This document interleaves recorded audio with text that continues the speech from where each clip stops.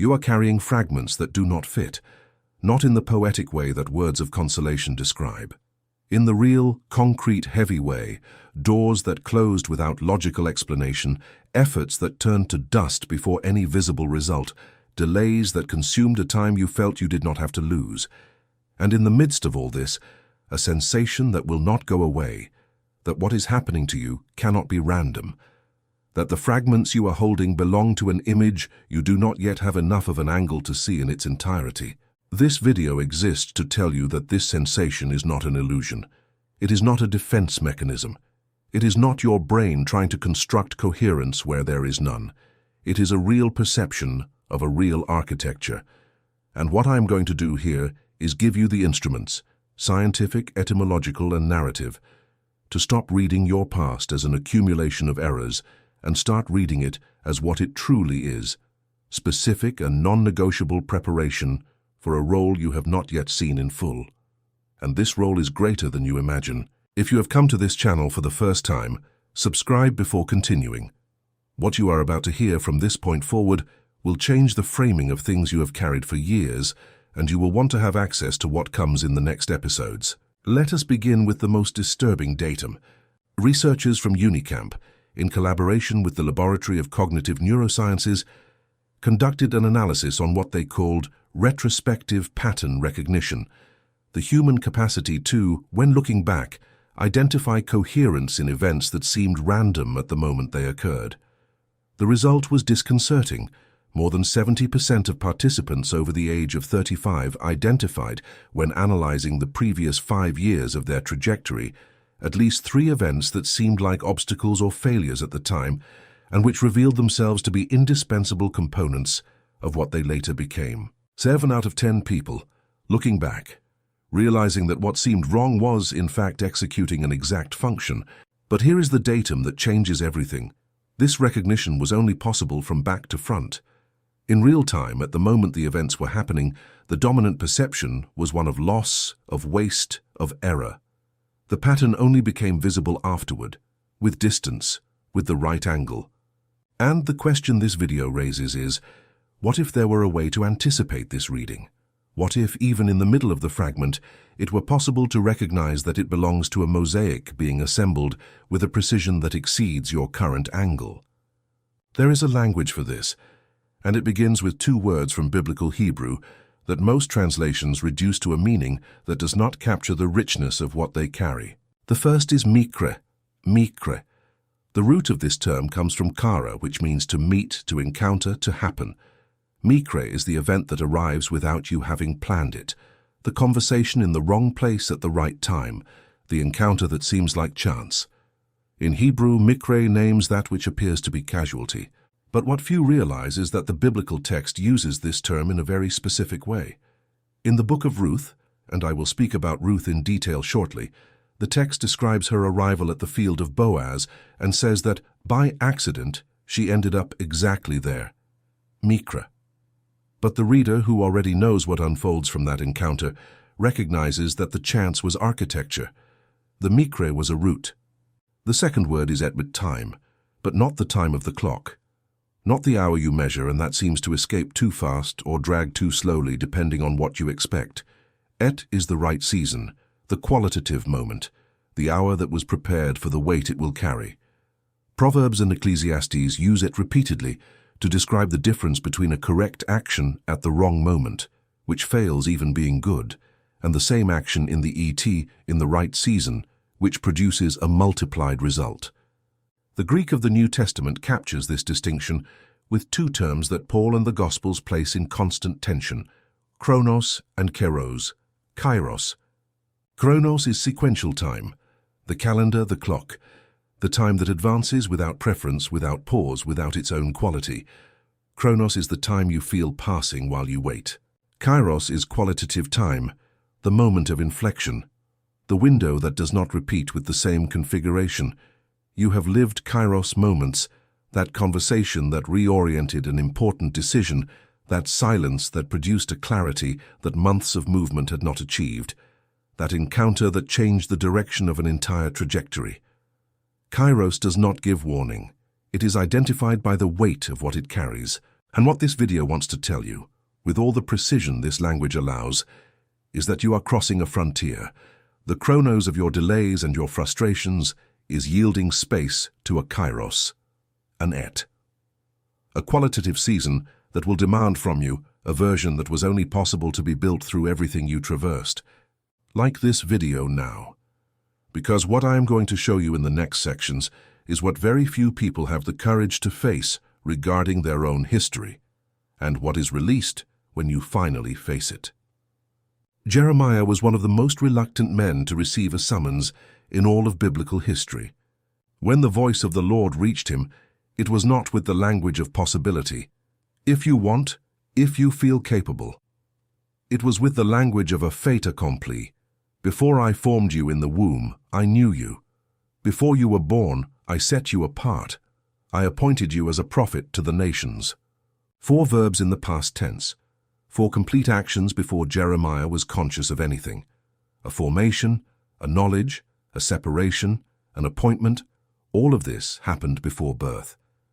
And when this declaration arrived, Jeremiah's response was immediate, human, recognizable to any person over 35 who has ever looked at a calling and measured its size by the size they felt they had at that hour. I do not know how to speak. I am only a youth. Notice what is happening in this scene. God describes an architecture that precedes Jeremiah's conscious existence, and Jeremiah looks at himself in the present, sees his current limitations, and uses that photo as evidence that the architecture cannot be right. He is measuring a preparation of eternity by the size of his present insecurity. It is exactly what you do when you read the closed doors of your history as proof that the destination was for someone else. And God did not argue with Jeremiah's insecurity. He did not say, "You are wrong, you are capable, you have more than you think." He said, "Do not say you are a youth, for to all to whom I send you, you shall go." In other words, the size of the summons does not depend on your assessment of capacity in the present. It depends on what was placed in you before you knew you were being prepared.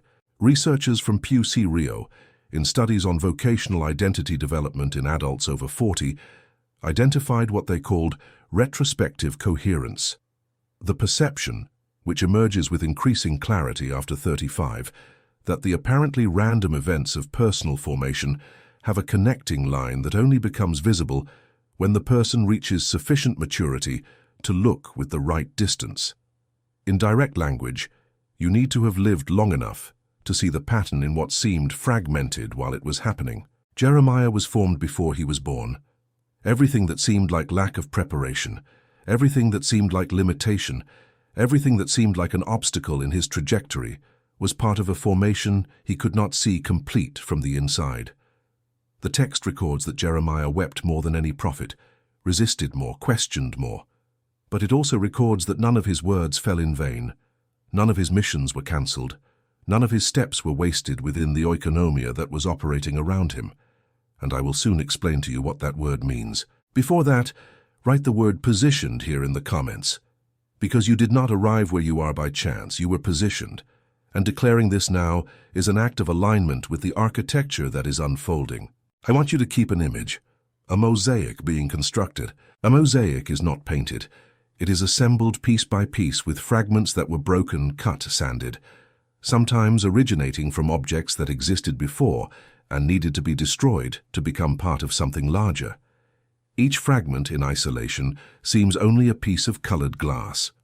Without context, without relation to the other fragments, without the complete plan in sight, each piece seems like an accident or an error, a color that does not match, an angle that makes no sense, a texture that seems out of place. But the artisan knows what he is assembling, and each fragment is positioned exactly where it will serve the purpose of the whole. There is no random piece. There is no fragment of the wrong color.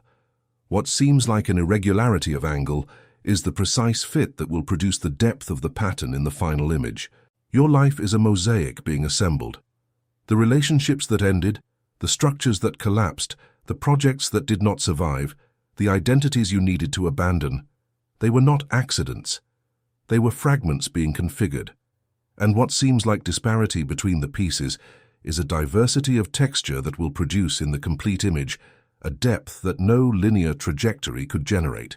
This is not religious comfort. It has documented foundation.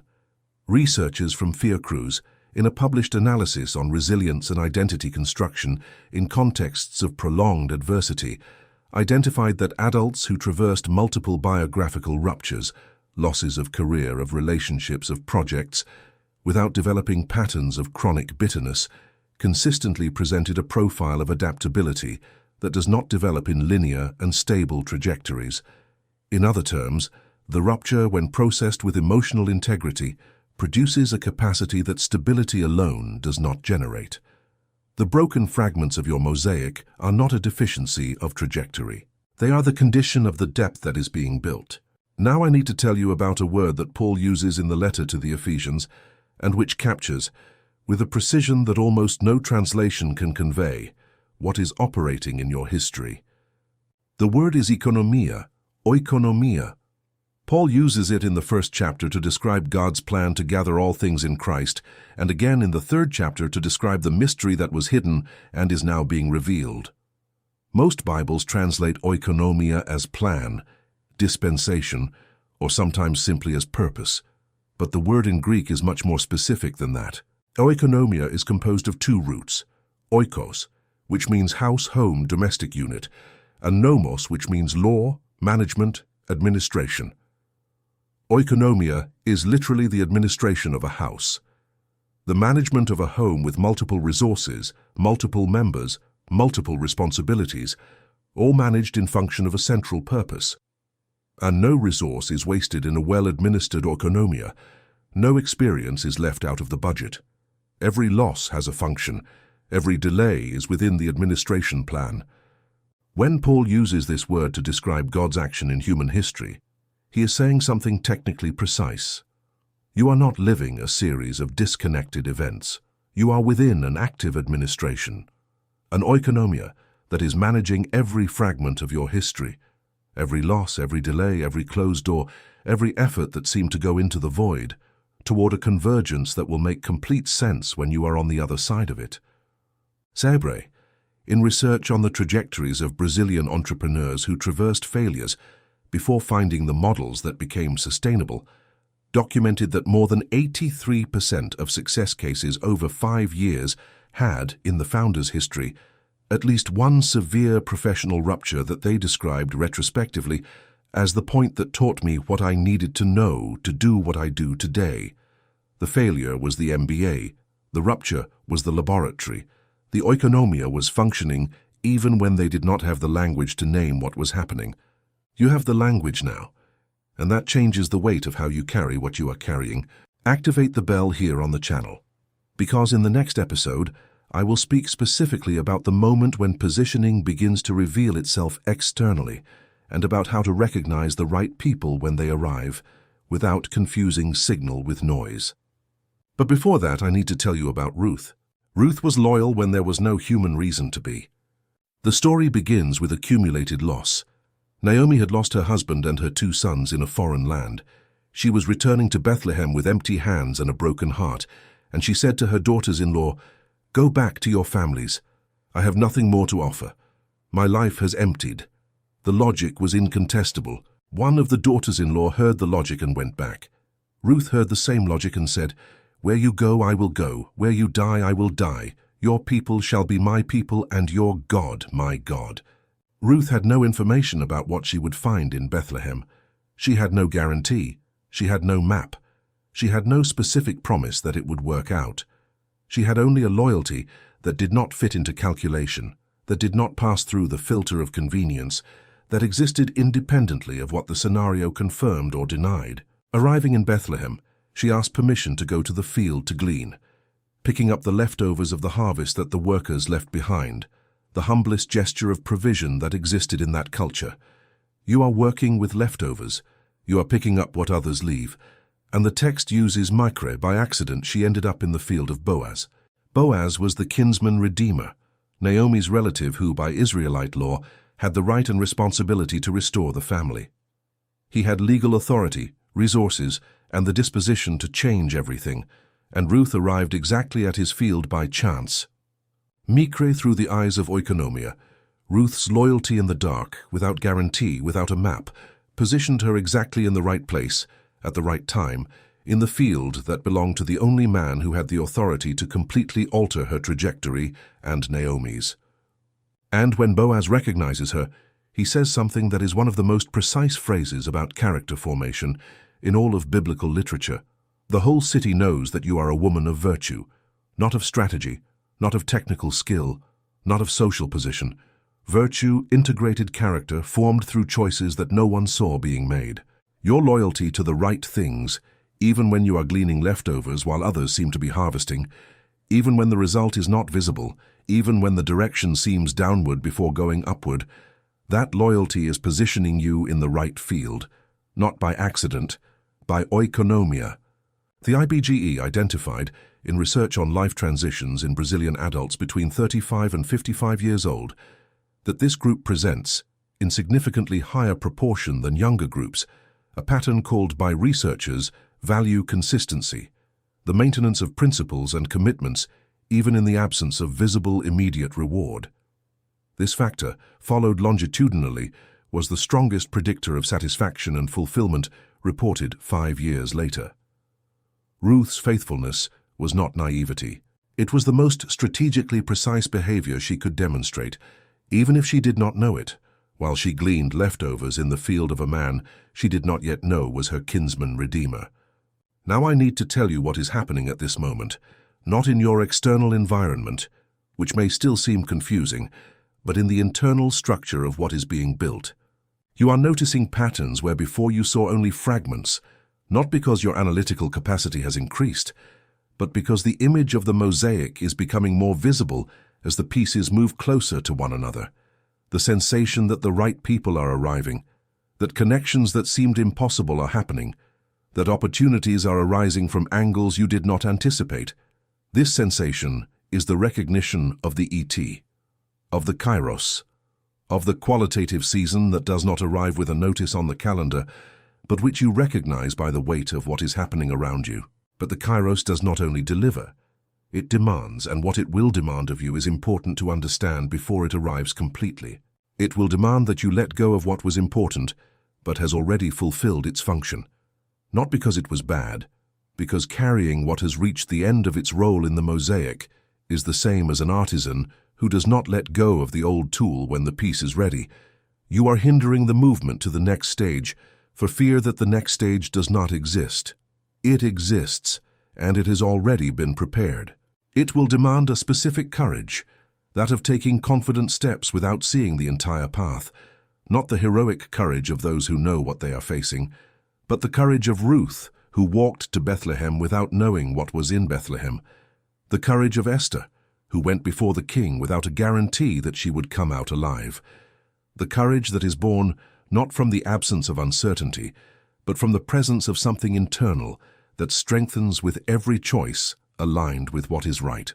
Researchers from Stanford, in a study by the Department of Psychology on what they called purposeful action, under conditions of ambiguity, identified that the people with the greatest capacity to sustain effective action in scenarios of high uncertainty were not those who had more information or more certainty about the result.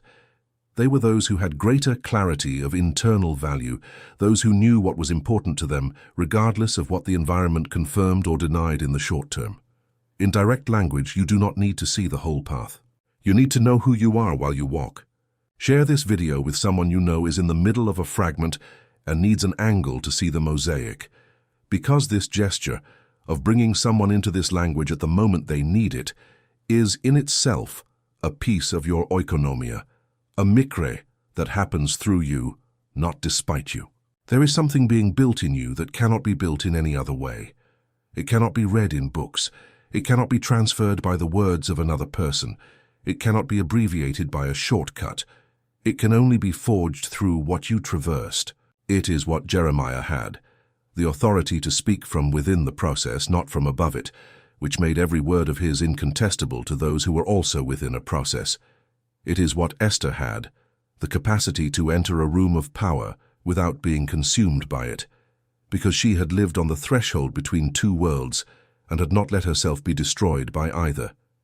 It is what Ruth had, the integrated character that the whole city recognized, which was forged in invisible choices, night after night of faithfulness without an audience. The formation you traversed is building a type of authority that cannot be manufactured. The authority of one who passed through the fire and did not flee. The authority of one who waited in the dark and did not grow bitter.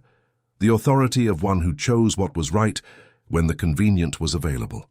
Researchers from the Institute of Applied Research at PUC Rio, in an analysis of real influence in contexts of crisis and high uncertainty, documented that the most determining factor of a person's capacity to concretely transform other people, not performative influence but that which produces real change, was not title, was not visibility, and was not technical skill.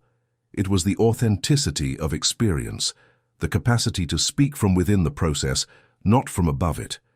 People recognize who has been forged, and they trust that person in a way they cannot trust someone who has merely studied the subject. You are being formed to have that authority. What is arriving will surprise by its form, not by its content, because deep down you already feel that something is approaching. The surprise will be the path, the unexpected angle, the door that opens where you were not looking, exactly because you stopped trying to force the one you were looking at. The right people will appear with a quality that you will recognize immediately. A peace, not euphoria, not performance. A peace that confirms without needing to prove, that aligns without needing to argue. When this quality appears, do not test it with suspicion. Recognize it as a sign of the mikre that is, in truth, oikonomia, the fragment arriving at its place in the mosaic. Opportunities will arise in ways that were not on your map, but they will carry a specific signature.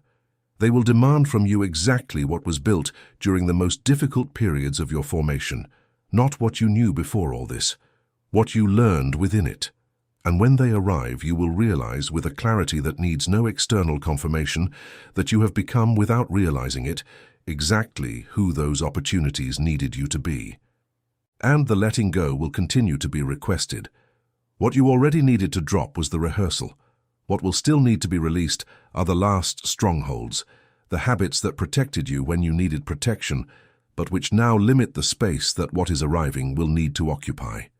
The connections that were anchors in one chapter and are now chains. The thoughts about who you are that were true in one period and need to be rewritten for the next. Letting go is not loss. It is preparation of space.